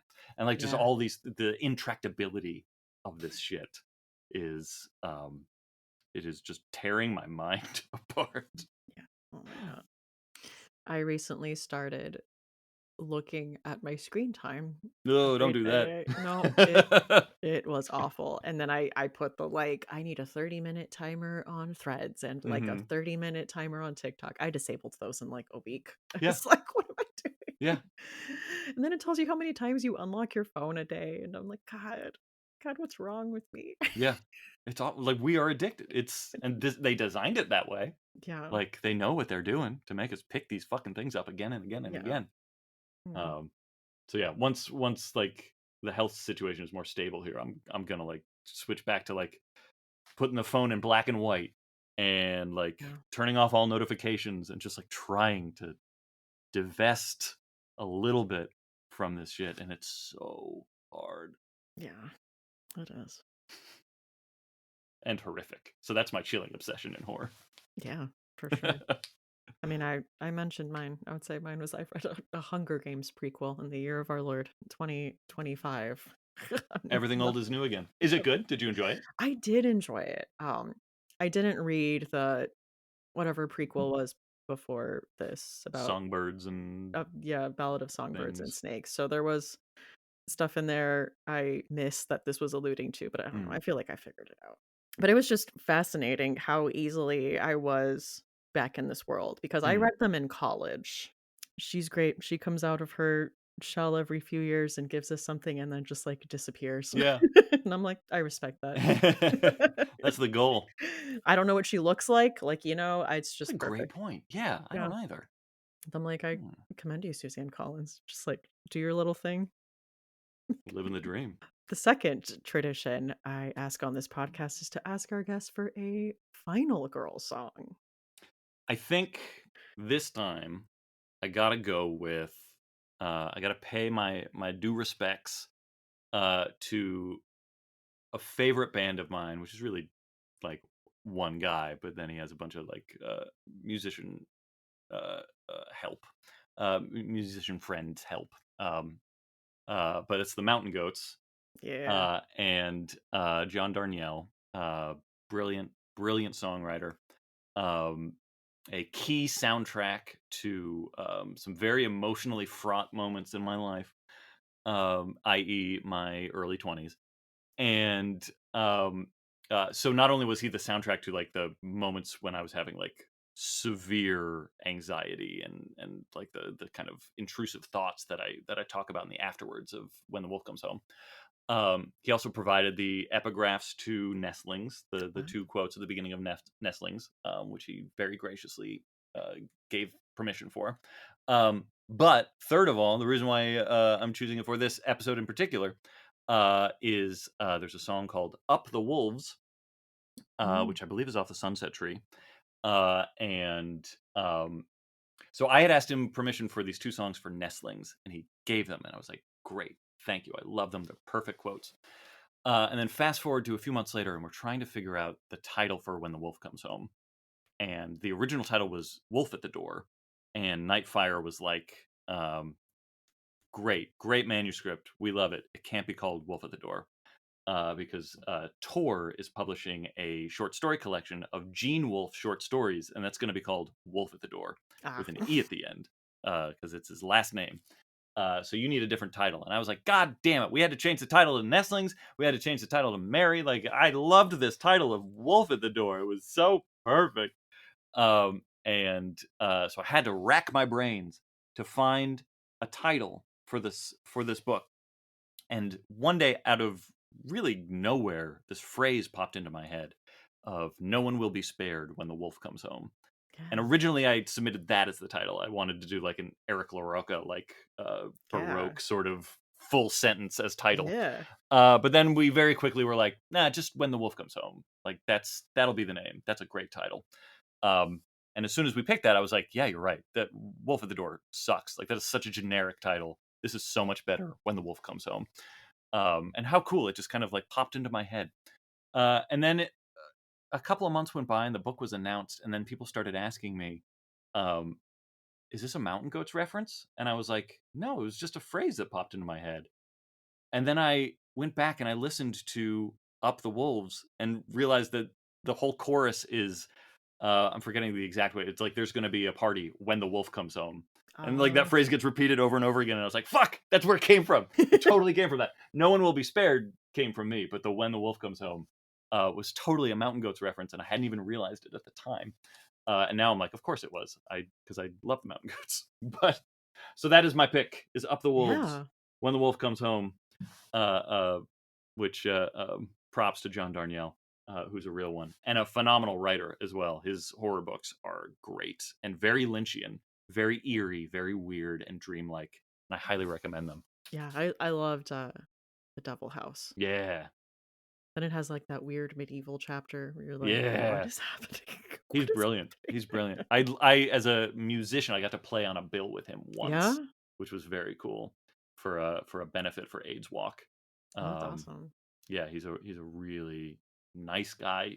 He's a uh, I think he is a certified RN um, who was like working with patients with HIV and stuff like that. Like he's lived countless lives. He's a fascinating He guy, seems fascinating. and so smart.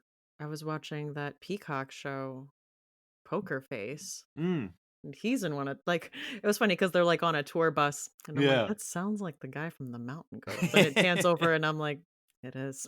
yeah. I know that. I know that voice. No mistaking that voice. All right. Well, thank you Thank so you. much for coming on here and chatting dad horror, I the daddy issues of it all. feel like we just scratched the surface too. There's I so many know more there we could have is, gone to. there really is. Um, but tell listeners where we can find you online Fucking everywhere. because we're Uh, addicted. We're just because I always can't there. stop. Well, not on Twitter. I'm not on Twitter. Yeah. My profile is still there, and every now and then I get updates that I've been added to like a group chat with with bots who don't even speak English. It's like German and French bots.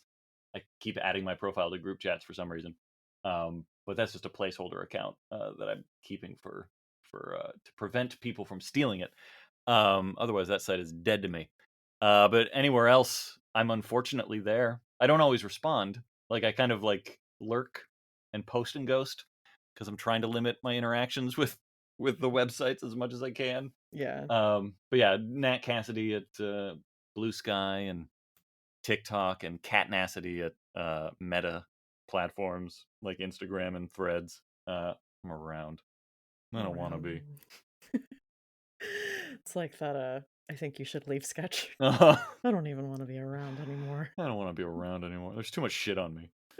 Um, oh, and I should say too, I have a website, natcassidy.com, that I need to get better at updating because we will be having a tour for When the Wolf Comes Home. So Woo! check those social media sites for dates and stuff like that because maybe I'll be at a bookstore near you in the coming month. And everyone needs to read When the Wolf Comes Home, obviously. You have to Obviously, buy it. You have to buy it in several different formats. the audiobook is great. The I have physical heard. book is great. Yeah. Oh yeah, and you showed that the physical book has like cool like letter color Yeah. stuff going on. We got an embossed title. Yeah. I'm Ooh, you'll so want it. happy. You will want it just as like a tactile sensation. You will Yeah. want this book. Well, thank you again. Thank you, Stephanie. Anytime. What a pleasure.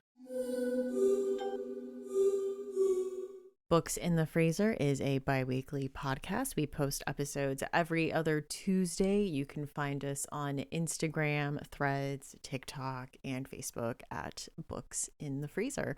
Or you can send us an email at booksinthefreezer@gmail.com. Show notes for this episode and all previous episodes are at booksinthefreezer.com, where you will find a list of the books and movies mentioned, as well as links to the Final Girl playlist and merch and Patreon. Speaking of Patreon, I recently started a series called The House at the End of Fear Street, which is available for all Malevolent Spirit Patreon supporters, which is me reading through R.L. Stein's Fear Street series with a different guest. And we have 3 episodes out so far over the first 3 books. You do not want to miss it. It has been a ton of fun. So check that out if you are interested in that. Of course, there are several ways to support the podcast that do not involve spending any money. One of them is to give us a little shout out on social media, or to take time and rate and review on a podcast platform like Apple Podcasts or Spotify. So, big thank you to all of you who have already taken the time to do that. I have been your host, Stephanie Gagne.